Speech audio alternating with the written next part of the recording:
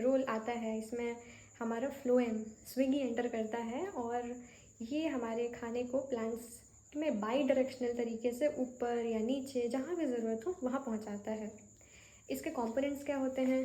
तो phloem is made up of sieve tubes and companion cells. जो sieve tubes होती हैं वो तो लिविंग टिश्यूज़ होती हैं, बट उनके पास साइटोप्लाज्म होता है और न्यूक्लियस एब्सेंट होता है।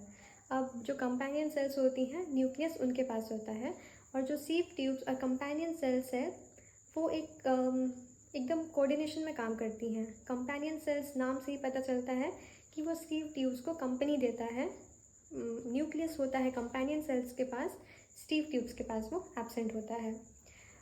हमने जो देखा था कि जो वाटर का ट्रांसपोर्टेशन होता है वो फिज़िकल तरीक़ों से ऑस्मोसिस, ऐसे ट्रांसपिरेशनल पुल, इन सब तरीक़ों से हो जा रही थी, पर फ्लोएम में जो ट्रांसपोर्टेशन होता है खाना का, सुक्रोज़ का, तो वो उसमें यूटिलाइजेशन होती है एटीपी की, यानी कि एनर्जी की। तो एटीपी को यूटिलाइज़ करके हमारे जो फूड होता है, एक सुक्रोज़ होता है, उसको सीव ट्यूब्स में लोड कर दिया जाता है। ठीक है, अब जब सुक्रोज़ यहाँ पर भर गया, यानी कि सॉल्यूबल जो भी हमारे फोटोसिंथेटिक प्रोडक्ट्स होती हैं वो हमारे सीव ट्यूब्स में ऑस्मोटिक प्रेशर को बढ़ा देता है। जब ऑस्मोटिक प्रेशर इंक्रीज़ हो जाता है तो वाटर भी उसके पीछे पीछे मूव करता है। ठीक है, तो इससे एक प्रेशर डेवलप हो जाता है एंड अगेन यहाँ पर भी वही लॉ लगेगा कि it will move from a region of high concentration to a region of lower concentration.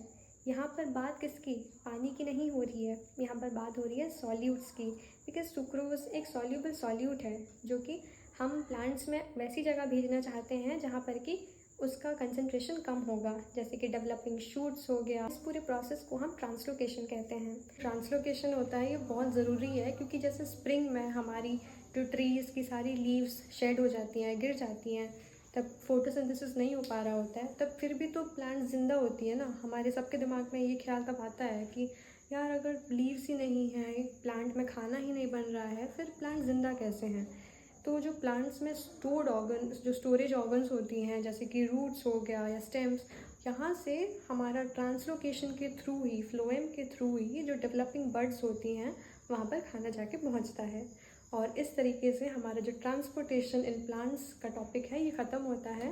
Last में बस इतना ही कहना चाहूँगी कि अगर आप मुझे PW टीम के साथ जुड़ने का मौका देंगे तो हम हर लेक्चर में एक नई एनर्जी के साथ, एक नई ऊर्जा के साथ बच्चों के दिल और दिमाग में बायोलॉजी के ये कॉन्सेप्ट्स को फिट करा देंगे।